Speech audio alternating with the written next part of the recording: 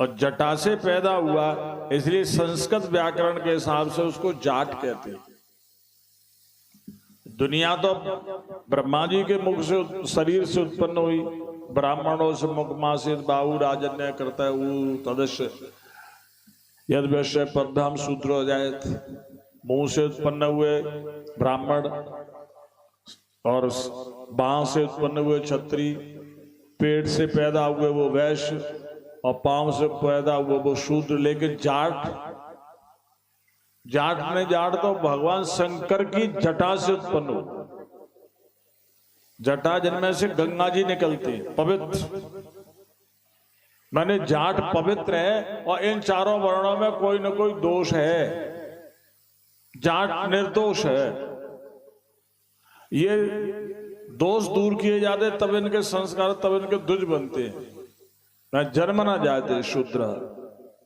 ब्राह्मण में दोष है इसलिए संस्कार करके द्विजाति संस्कार किया जाता है, क्षत्रिय का द्विजाति संस्कार दोष मिटाए जाते। जाट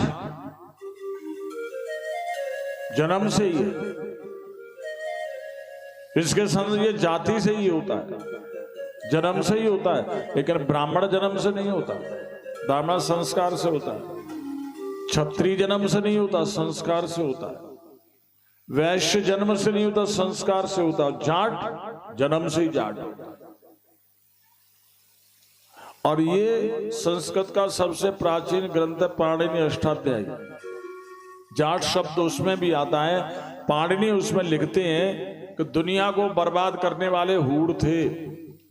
हूण एक ऐसी जाति थी जिन्होंने अमेरिका, ब्रिटेन, हॉलैंड, पोलैंड, अरब सारी दुनिया को बर्बाद कर दिया लूट करके। ऐसे वीर थे हूण। लेकिन जब वो दुनिया को बर्बाद करने वाले, लूटने वाले हूण जब भारत में आए तो जाटों ने इनको बर्बाद कर दिया।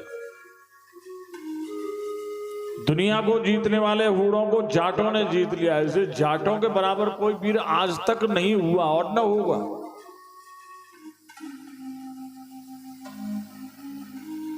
और जाट हमेशा भोला होता है। जो मासूमियत जाट में मिलेगी तुम्हें कहीं नहीं मिलेगी। दुनिया में छल कपट है, लेकिन जाट भोला होता है, सीधी बात करता है, छल कपट की बात नहीं करता। इसलिए जाट को देवता भी कहते, जाट देवता। शंकर भगवान इन्होंने नमस्कार प्रणाम करी भगवान शंकर के लिए। भगवान शंकर ने इनका नाम वीरभद्र रखा और सारे गणों का मुखिया बना करके दक्ष यज्ञ को विध्वंस करने के लिए आज्ञा दी। यहां पर वीरभद्र पहुंचे। उन्होंने जिन जिन ब्राह्मणों ने भगवान शंकर का अपमान करने के लिए जिन जिन अंगों का इस्तेमाल किया था, ब्राह्मण के उन अंगों को तोड़ दिया। जिसने दांत चमकाए थे उस ब्राह्मण के दांत तोड़े, जिसने आंख मटकाई थी उस ब्राह्मण की आंख फोड़ी, जिसने बांह फड़काई थी उस ब्राह्मण की भुजा तोड़ी, जिसने दाढ़ी मूछ पर हाथ फेरा था उस ब्राह्मण के दाढ़ी मूछ नोच लिए, खोंस लिए और दक्ष का सिर काट करके यज्ञ कुंड में भस्म कर दिया। यज्ञ विध्वंस हो गया। ब्रह्मा जी ने जाकर तब शंकर भगवान को मनाया। तो वो तो भोलेनाथ है। भोले का मतलब भूले हुए। भूले का मतलब किसी से गांठ नहीं है, राग द्वेष की गांठ नहीं। कहते ना साधु रहे सराय में दो दीनन की खैर, और ना काऊसों दोस्ती ना काऊसों बैर। उसको कहते हैं भोला जो गांठ नहीं बांधे।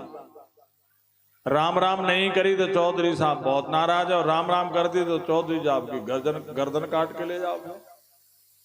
ऐसे चौधरी साहब। भगवान शंकर फिर दक्ष प्रजापति के यज्ञ स्थल में पधारे।